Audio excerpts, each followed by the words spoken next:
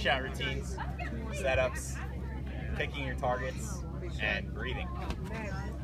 And then Greg's going to go through a little bit of the mental side of it more and more as well. So this is, in my eyes, this is the most important part of the golf game. Breathing and setup and aim. Okay?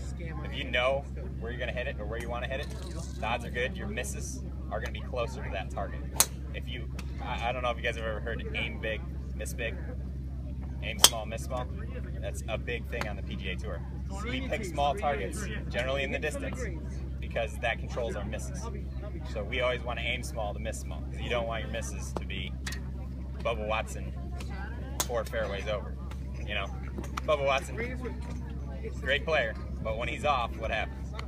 It's God knows what. And I do it too, so I'm not gonna ever say anything bad about it. But we're gonna go through that really quick, and then Greg's gonna talk about it a little more too. So. Sure. Cool. How's everybody doing? John, you ready for some good stuff? You're gonna play great tomorrow, aren't you? Hope so. I know you will. My name is Greg Liberto, and I'm my company's called MyMentalGameCoach.com. I'm here with the folks from Magic Mind this week, helping them support their product. If anybody hasn't tried a sample of Magic Mind, please feel free to do so. As Pete talked about, we're going to talk about process and routine. And Stacey and I were just talking about her process and how it's a little inconsistent. So I'm going to show you how to be 100% ready on every shot. And it's a very simple 5-step process. I'm going to explain it, but once you start to apply it, you see that it will just flow. So how many of you have some ants or automatic negative thoughts before a shot? And if anybody doesn't raise your hand, you're lying. Okay? So we all have negative thoughts. 90% of our thought process is negative, and it's spurring automatically. It's statistically proven. I did not make it up. Okay? So what you need to do before every shot is you need to stop those ants. Okay? So step 1 is you have to stop your negative thoughts. If you just had a bad hole, a 3-putt, a bad shot, whatever it might be, anything that's lingering from the previous shot, there's no way you can possibly get in the zone or what I call 100% ready for your shot, okay? So you have to first stop your ants. And one of the best ways to do it is to, number 1, be more aware of the fact that you're having a negative thought, okay? That's one of the biggest problems is we just let that negative thought persist and we grab our club and we walk up and we hit it. We're not even close to ready. Okay, so step 1 is you have to stop the negative thoughts. And one of the best ways to do it, like I said, is number 1, you need to be aware of it, but you should physically stop moving. Okay, because if you keep going, you grab your clubs and you think, okay, yeah, I gotta get focused here. But you keep going, that thought's going to persist. Okay, so you need to be aware of it, but then you need to physically stop and take what I call a 4-second timeout, which is basically just closing your eyes, inhaling through your nose for 2 seconds, and exhaling through your mouth for 2 seconds. Now everybody stand up for a second. I want to show you the proper way to breathe because this is really, really important, okay?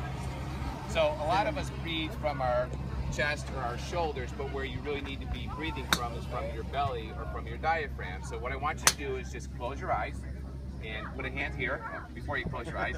Put a hand here and then put a hand here. And I want you to just kind of blow a breath out, close your eyes, and then I want you to inhale through your nose, and then exhale. Okay? Which hand was moving? John?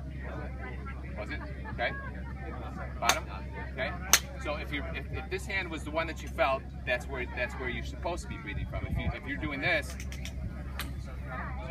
it's not going to do anything for you, okay? So you have to breathe from the diaphragm, okay? Sit down for a second, okay? So you want to stop, take your 4-second timeout, and get focused on hitting your target. And as we talked about, we want to have a specific target. I talk about identifying that dime spot target. So what is the exact spot where you want your ball to land? And you should do this, I don't care if you're 5 yards off the green or on the tee, you always need to pick a very specific target, okay? Pick your target, but you also need to visualize the exact type of shot you're going to hit. So if Pete's going to hit a fade, he knows in his mind he's going to hit a fade. If he's going to hit a draw, he knows he's going to hit a draw. Same thing with you guys, okay? What type of shot are you going to hit? How many times have you hit a bad shot and said, oh, I knew I was going to do that? Right? We've all done it because you were not committed to it, okay? So you have to commit to the exact type of shot that you're going to hit, okay? And as you step up and you get ready to hit your shot, you're standing over the ball, you need to feel like you're 100% ready. I was just talking to Parker and Stacy about this. Does anybody remember, how many of you saw the Sunday of the US Open, Chambers Bay? 15th hole on Sunday, Jordan Spieth was a little uneasy over a 3-foot putt. He was out of his routine. You could see his body language was just off a little bit. He stopped, he stepped around, came back, and he was still uneasy over the putt, and he stepped back, started all over again, hit the putt, made the putt, went on to the next hole. Okay, so a lot of people might have thought, oh, no big deal, but this was potentially one of the things that helped him win that tournament, because I think he was putting for bogey at the time, and you could tell he was uneasy. So if he misses that putt, he rushes it, everything changes, okay?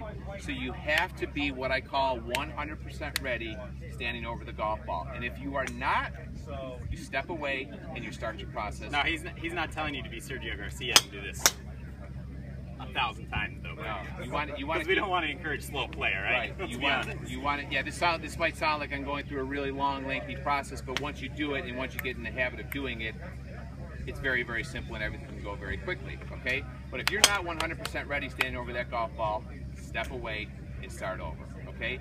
And when it's time to hit, Stacy, what are we gonna do?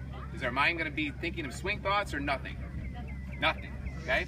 So you wanna be completely void of thought standing over the golf ball, and when you're going through your motion, it's just clear thoughts, okay?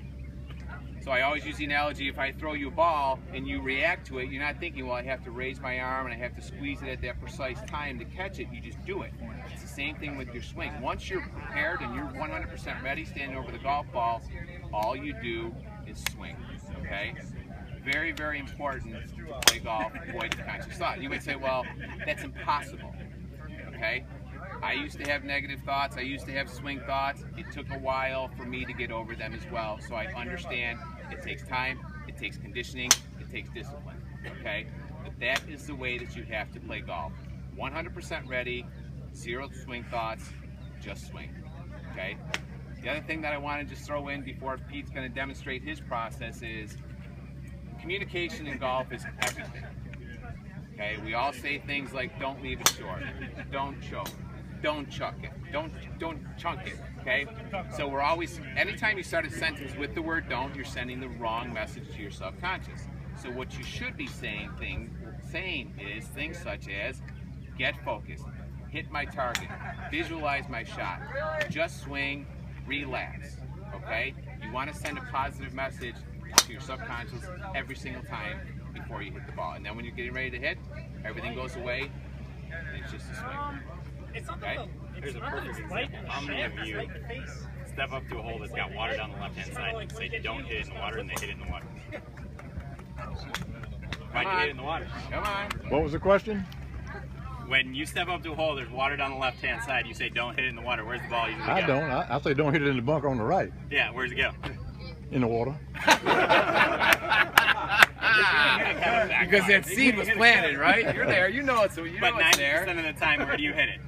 Or what's the line it's going on? Water, at the water, right? So you want to think about playing golf with blinders on. Yeah. Okay. You know you've seen Tiger back when he was in his prime. He used to get over his putt. He used to do this, right? It's the same thing when you're out there. It's like you want to block out all that extraneous noise and all those extraneous factors that are going to creep into here and cause you to hit an errant shot. Okay. So don't say don't.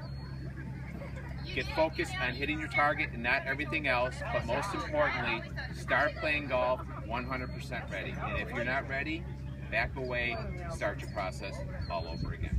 And this is where you practice it, out here. Yes, hitting balls. I see day in and day out. I practice every day for 8 hours, 8 to 10 hours every day. The one thing I see on the range is people just step up, hit balls, step up, hit balls, step up, hit balls.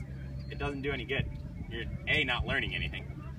B, you're creating bad habits because you're replicating a bad swing over and over again.